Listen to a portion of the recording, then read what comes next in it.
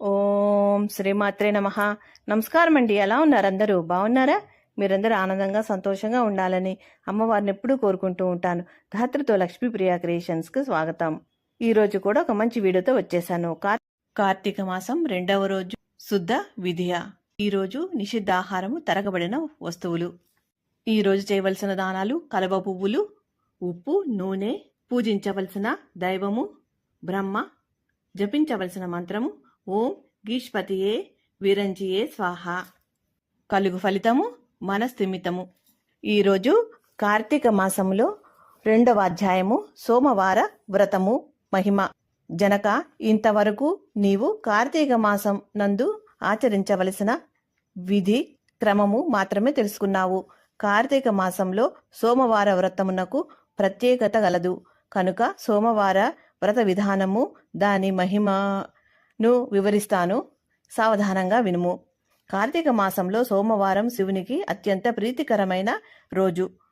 ఆ రోజున స్త్రీ గాని పురుషుడు గాని ఏ జాతి వారైనా రోజంతా ఉపవాసం ఉండి నదీ స్నానం ఆచరించి తన శక్తి కొలది దాన ధర్మాలు చేసినచో నిష్ఠతో శివునికి బిల్వపత్రాలతో అభిషేకం చేసి సాయంత్రము నక్షత్ర దర్శనం చేసిన తర్వాత భోజనం చేయవలెను. ఈ విధంగా నిష్ఠతో ఉండి ఆ తరువాత జాగరణ చేసి పారాయణము గావించవలెను.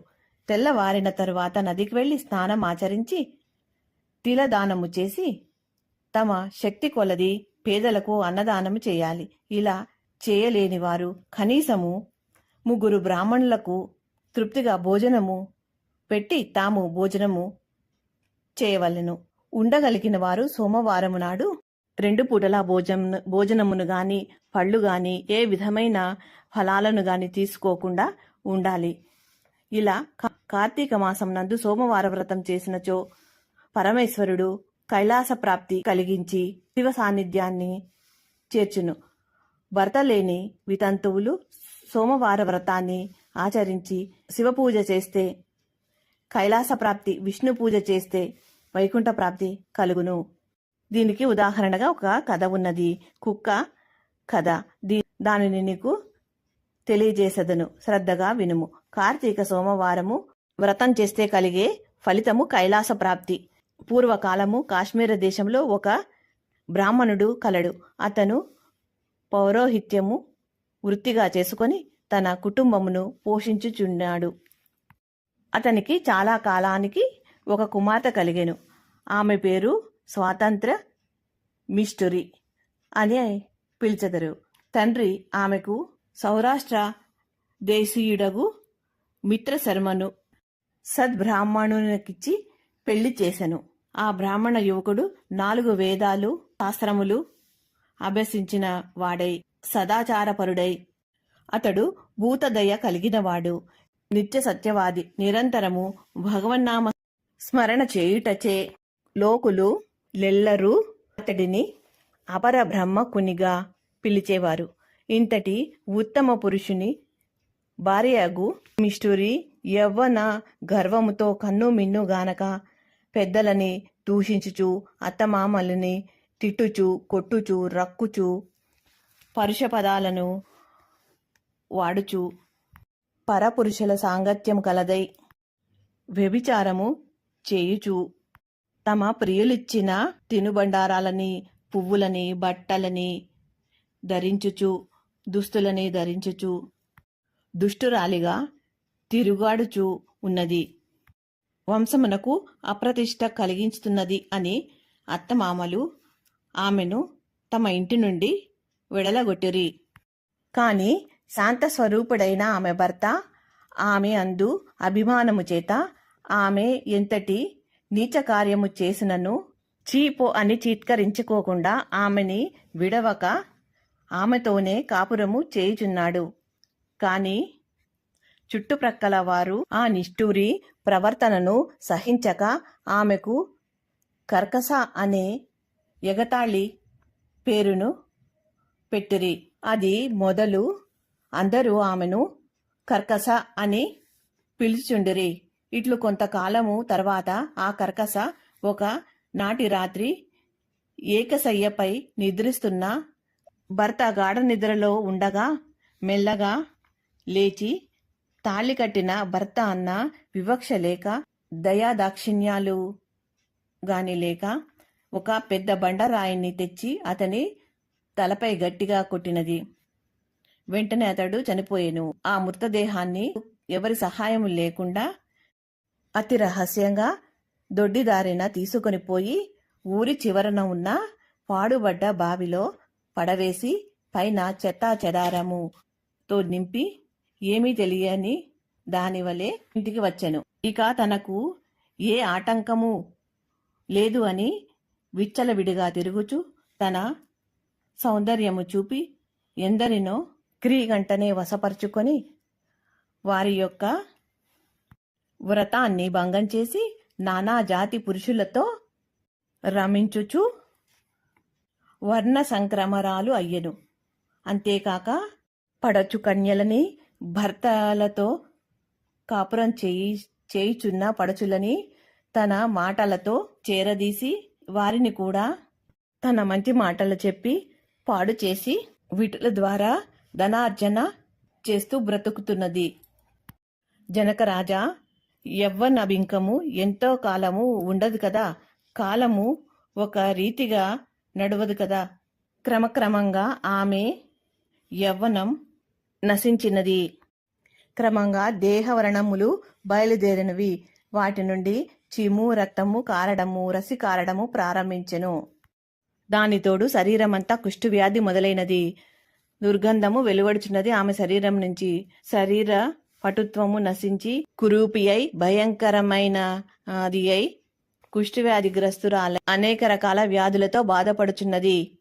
యవ్వనంలో ఉండగా ఎన్నో విధాల ఆమెను తృప్తిపరచిన వీటులు ఒక్కరు కూడా అటువైపు కూడా చూడకుండా పోచుండిరి. అటువైపు వెళితే ఆమె ఎక్కడ పలకరిస్తుందో అనే భయంతో ఆ వీధి ముఖం కూడా చూసేవారు కాదు. కొంతకాలానికి ఆమె శరీరం అంతా పురుగులు పట్టి చనిపోయినది. బ్రతికి ఉన్నంత కాలము ఒక్కసారి అయినా పురాణ శ్రవణము చేయని పాపిష్టురాలు కదా. భయంకరమైన యమభటులు ఆమెను తీసుకుని పోయి యముని సన్నిధిలో నుంచిరి. యమధర్మరాజు చిత్రగుప్తుల వారిచే ఆమె చేసిన పాప పుణ్యాలను జాబితాని చూపించి, భటులారా, ఈ పాప చరిత్ర అంతా ఇంత కాదు, వెంటనే ఈమెని తీసుకుని వెళ్ళు, ఎర్రగా కాల్చిన ఇనుప స్తంభానికి కట్టండి అని ఆజ్ఞాపించెను. వీటులతో సుఖించినందుకు గాను యమభట్టులు ఆమెను ఎర్రగా కాల్చిన ఇనుప స్తంభాన్ని కౌగలించుకోమని చెప్పిరి. యమభట్టులు భర్తని బండరాయితో కొట్టి చంపినందుకు ఇనుప గదలతో కొట్టారు. పతివ్రతలను వ్యభిచారులుగా చేసినందుకు సలసల కాగే నూనెలో పడవేసిరి. తల్లిదండ్రులకు అత్తమామలకు అపకీర్తి తెచ్చినందుకు సీసము కరిగించి ఆమె ముక్కులోను చెవుల్లోనూ పోసిరి. ఇనుప కడ్డీలు కాల్చి వాతలు పెట్టిరి. తుదకు కుంభీపాక నరకములో వేయగా అందు ఇనుప ముక్కు గల కాకులు, విషసర్పాలు, తేళ్లు, జర్రులు కుట్టినవి. ఆమె చేసిన పాపానికి ఇటు 7 తరాల వారు అటు 7 తరాల వారు నరక బాధలను పడుతున్నారు. ఈ ప్రకారంగా నరక బాధలు అనుభవించి కడకు కళింగ దేశమున కుక్క జన్మ ఎత్తి ఆకలి బాధ పడలేక ఇల్లు తిరుగుతూ ఉండగా, కర్రలతో కొట్టుచూ ఉండగా, కొట్టేవారు కొడుతూ, తిట్టేవారు తిడుతూ, తరుమేవారు తరుముతూ ఉండేవారు. ఇలా ఉండగా అక్కడ స్తోత్రీయ బ్రాహ్మణుడు కార్తీక సోమవార వ్రతం చేసి ఉపవాసము ఉండి సాయంత్రము నక్షత్ర దర్శనము చేసి బలి అన్నము అరుగుపైన పెట్టి కాళ్ళు చేతులు కడుక్కోవటానికి లోనికి వచ్చిన సమయంలో ఈ కుక్క వచ్చి ఆ బలి అన్నాన్ని తినెను. వ్రతనిష్టాగరిష్ఠుడైన ఆ విప్రుని పూజా విధానము చేత జరిపించిన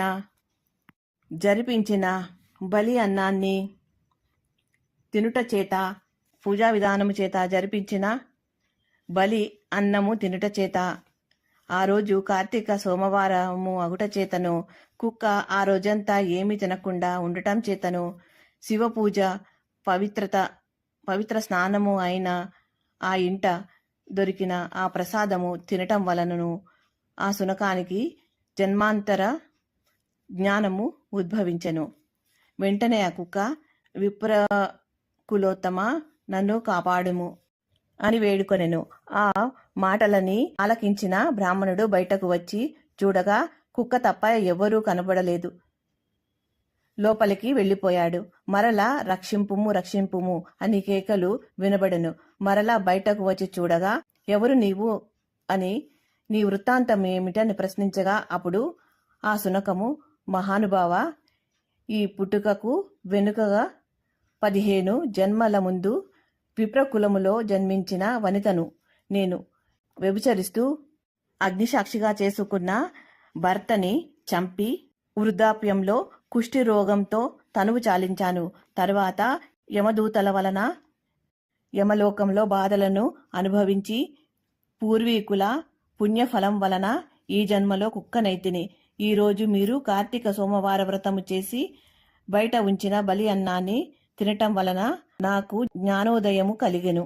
కావున ఓ విప్రవోత్తమా, నాకు మహోపకారంగా మీరు చేసిన ఈ కార్తీక సోమవార వ్రతం ఒకటి ఇచ్చి మోక్షము కలిగించుమని ప్రార్థిస్తున్నాను అని వేడుకొనగా కార్తీక సోమవారము వ్రతము చేయటంలో గల మహత్యాన్ని తెలుసుకొని ఆ బ్రాహ్మణుడు సోమవారం నాటి ఫలమును ఆమెకు దారపోయగా వెంటనే పుష్పక విమానము అక్కడికి వచ్చెను.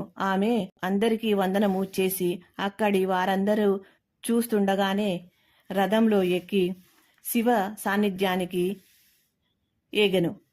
కావున విన్నావా జనక మహారాజా, నీవు ఈ కార్తీక సోమవార వ్రతాన్ని ఆచరించి శివ సాన్నిధ్యాన్ని పొందుము అని ఇట్లు వశిష్ఠుల వారు హితబోధ చేసి ఇలా చెప్పదొడంగిరి. ఇట్లు స్కాంద పురాణోక్తి వశిష్ఠ ప్రోక్త కార్తీక మహత్య మండలి 2వ అధ్యాయము 2వ రోజు పారాయణము సమాప్తము. మరలా 3వ అధ్యాయంలో కలుసుకుందాం.